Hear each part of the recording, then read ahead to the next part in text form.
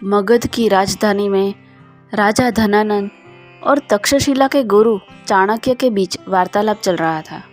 चाणक्य चिंतित भाव से बोले, गांधार के राजा आम्बी ने मैसेडोनिया के सम्राट सिकंदर के सामने आत्मसमर्पण कर दिया है। अब सिकंदर कभी भी भारत पहुंच सकता है।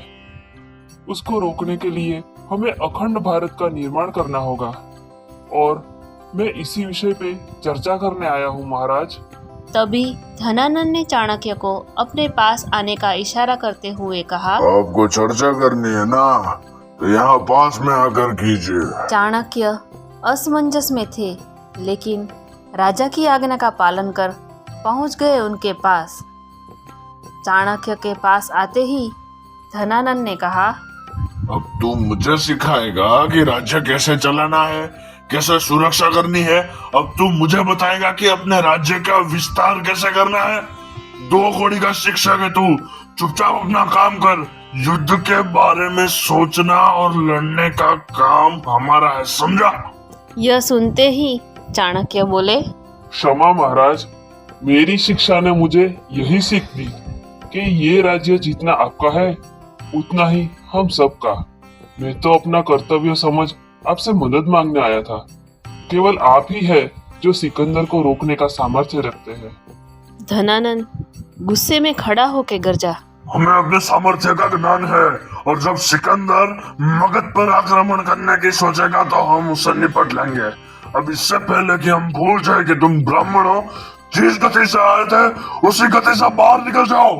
चाणक्य ये अपमान सह नहीं पाए और धनानंद की आंखों में आंखें डाल बोले, निकल जाऊंगा महाराज, परंतु अगर आप अपना कर्तव्य निभा रहे होते तो एक ब्राह्मण को तक्षशिला से चलकर यहाँ आना ही नहीं पड़ता।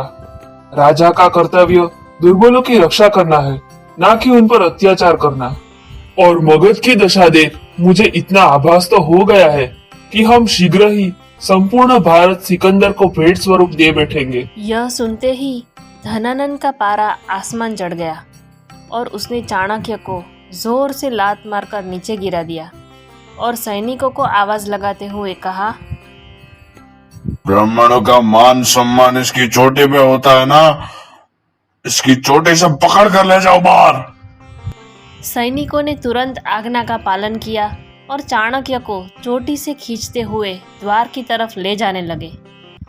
अब चाणक्य ने अपनी शिखा खोलनी शुरू की और गुस्से में उबलते हुए धनानंद की तरफ बढ़ते हुए गर्जना की, धनानंद, मुझसे भूल हो गई कि मैं तुझ जैसे पापी से ये उम्मीद लगा बैठा कि तू बचाएगा इस देश को।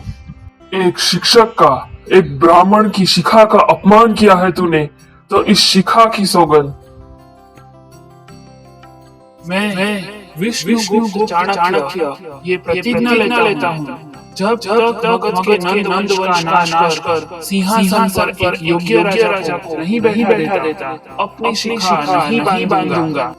ये बोल चाणक्य वहां से तेजी से निकल गए। धनानंद उनकी बात सुन गुस्से से लाल हो गया और उसने अपने सैनिकों को आदेश दिया, अगर ये ब्राह्मण इस राज्य के आसपास भी दिखा तो इसका सर काटकर चौराहे पर लटका देना। धनानंद से मिले अपमान के बाद चाणक्य ने उसी दिन मगध छोड़ दिया और अब उनके जीवन का लक्ष्य था एक अच्छे राजा का चुनाव करना, जो दयालु हो, पराक्रमी हो, जो प्रजा के हित के बारे में सोचे और एक अखंड भारत का निर्माण करे। तक्षशिला की तरफ बढ़ते हुए जब वो जंगल से होकर जाने वाले मार्ग पर चल रहे थे तो उनकी नज़र उसी मार्ग पर आगे चल रहे एक 14 साल के बच्चे पर गई। वो बच्चा अकेला था। वो दिखने में पतला था, लेकिन उसका शरीर फुर्तीला था। उस बच्चे ने एक मैली सी धोती पहनी थी